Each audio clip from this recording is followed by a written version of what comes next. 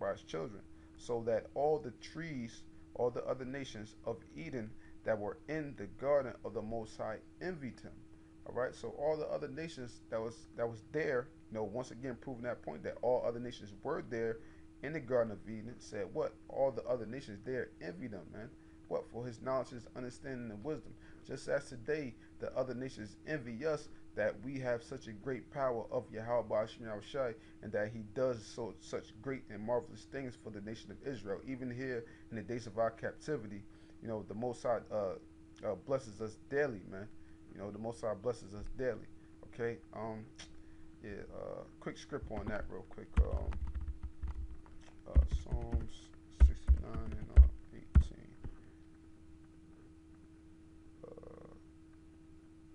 Oh no, salachya 68. Psalm 68 and 19. Salachya. Yeah. Blessed be the Lord who daily loadeth us with benefits, even the power of our salvation. Salah. So what? Even in our captivity, the Lord loadeth us with benefits on the daily, man. Okay, so the nations, they were always envious of that. If you have a multitude of children, say you have 10 children, all right? Now, you stand out amongst your other children, and you're a favorite to your parents amongst your other children. And your other 9 brothers, they see that you're the favorite. What are they going to do? How's that going to make them feel? They're going to be envied at that. They're going to be jealous at that. So what? They're going to try to put you under the bus, so to speak, to make you be not liked, okay, and to take you out of that favorite seat with your parents, so and they can try to bring themselves up. So that's just how it was when you go back, to the serpent in the garden, which represented a man. The nations envied, okay, Adam and his lineage. So what? They tried to they went to Eve and supplanted Eve, and deceived Eve, okay, and to make her go off, and then she made her husband Adam to go off, okay. So that's what you would typically do if you envy somebody. You would try to throw somebody under the bus, okay, to take them out of that favorite seat, and to hope that you could come up into that spot, man. So that's how the other nations did, starting off with Esau, man, okay.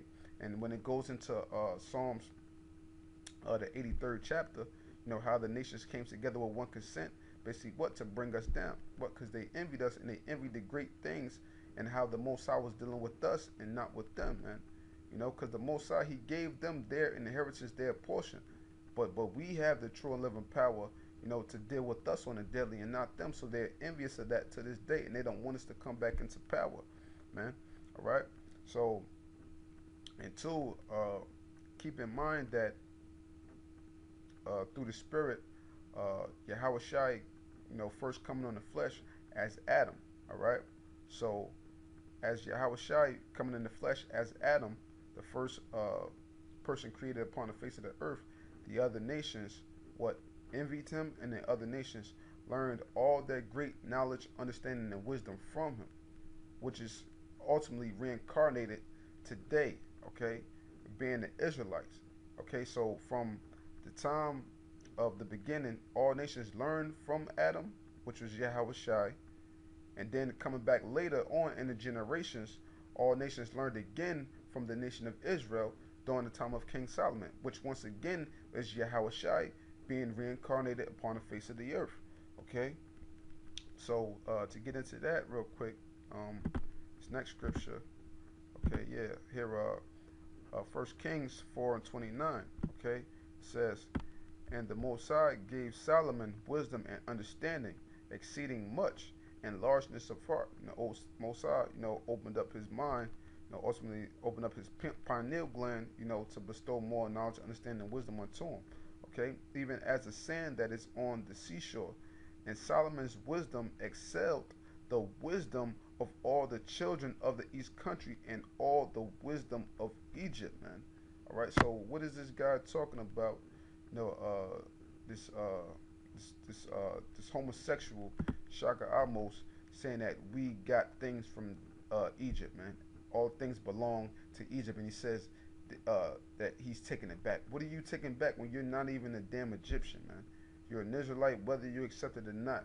And the scriptures clearly tell you, history clearly tells you, because the scriptures are a history, that all nations learn things from us, man. All right, and from King Solomon at this point in time of history.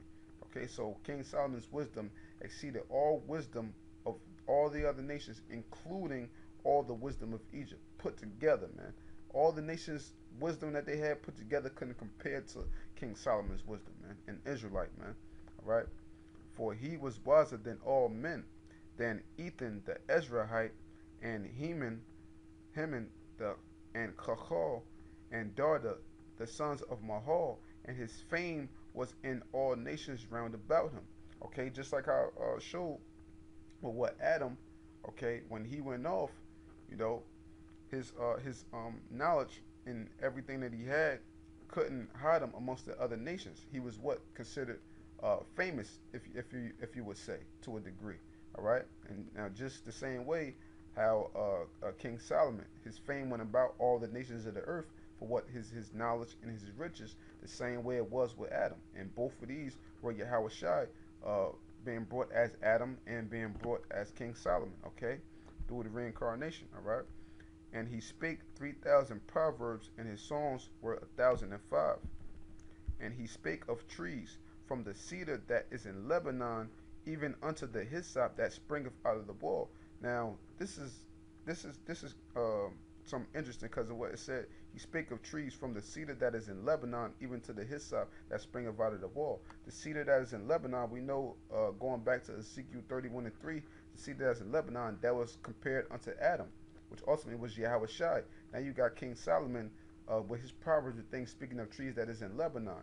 All right, so that's just just to show you another similarity, of the two times of the time of Adam being through the scriptures being compared as a cedar tree. Now King Solomon also speaking of cedar trees that are in Lebanon.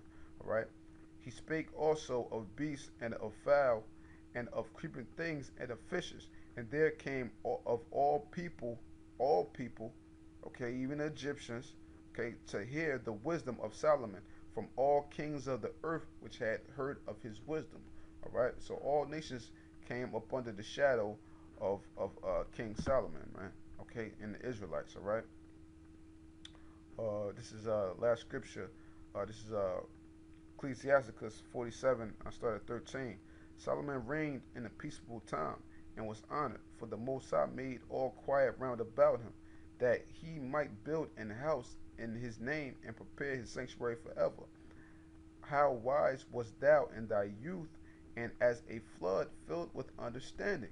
Right, so the knowledge, the understanding, the wisdom that he had was compared to a flood. And when you go back to once again to Ezekiel the 31st chapter, okay, how the scripture said what, that the waters made him great. So you had in that scripture his knowledge was compared to waters, and now his knowledge and his understanding again is compared to being waters as a flood. So once again you see the similarities, with the two dispensations, or the two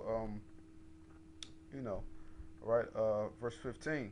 Thy soul covered the whole earth, and thou fillest it with dark parables. Okay, so going back once again, for another comparison, how his soul covered the whole earth, and how the other nations, going back to Ezekiel, how the other nations was under the shadow of him and his children. Okay, so that's symbolic for his being shadowed, the other nations coming up under him, and his soul covering the whole earth, just as well as in this time. Okay, how his soul covered the whole earth because he was feeding the other nations with his knowledge, understanding, and wisdom. All right. Thy name went far unto the islands, and for thy peace thou wast beloved.